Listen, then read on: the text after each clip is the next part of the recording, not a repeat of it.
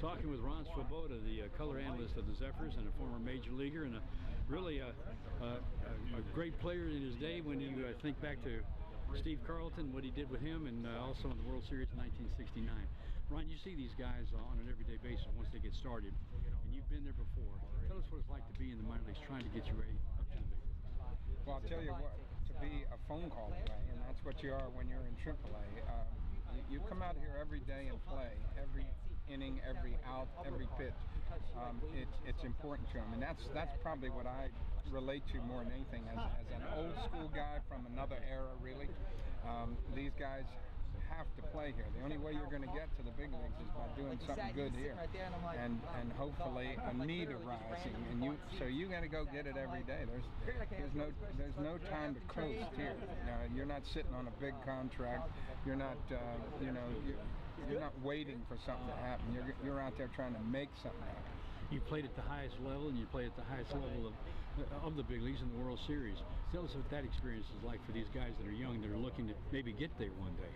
You know, the little kid who was 9 or 10 years old when he first started playing, yes, sir. When you get into a World Series from the inside, as we were lucky enough to do with the Mets in 1969, that little kid is in there, and you got to calm him down a little bit, because I started out that World Series way too tight, way too excited, and that little kid's eyes were as big as a saucer, and you had to calm down, find out it's just baseball. But you loved and appreciate it even more as you get older, and you can't do these things, and you're watching these young guys play, and you're realizing, man, I would love for them to go through the same cycle I did, come into the game with big hopes and nothing else to base it on, and get to the big dance, to get to a World Series and to win the darn thing. Only played in one. We beat a pretty good Baltimore Oriole team, and so I feel like, for what my career was worth, that we completed the circle. Ron and I go back a long way. In fact, he tried to make a comeback, and I was at Tidewater at the time when he tried to make that comeback, and we had some great stories to tell. But you've got one story. You made a great catch in the World Series. Everybody knows that.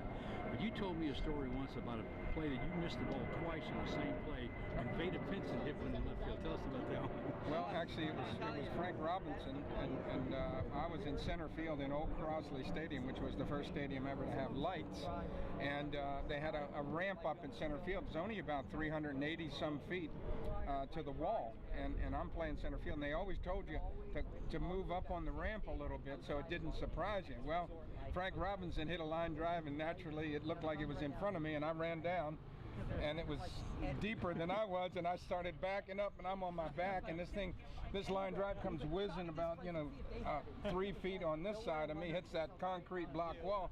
I whip my head around to this side, and it goes by me about 3 feet on this side, and I'm thinking, well, it's going by me twice. I haven't even fouled it off yet.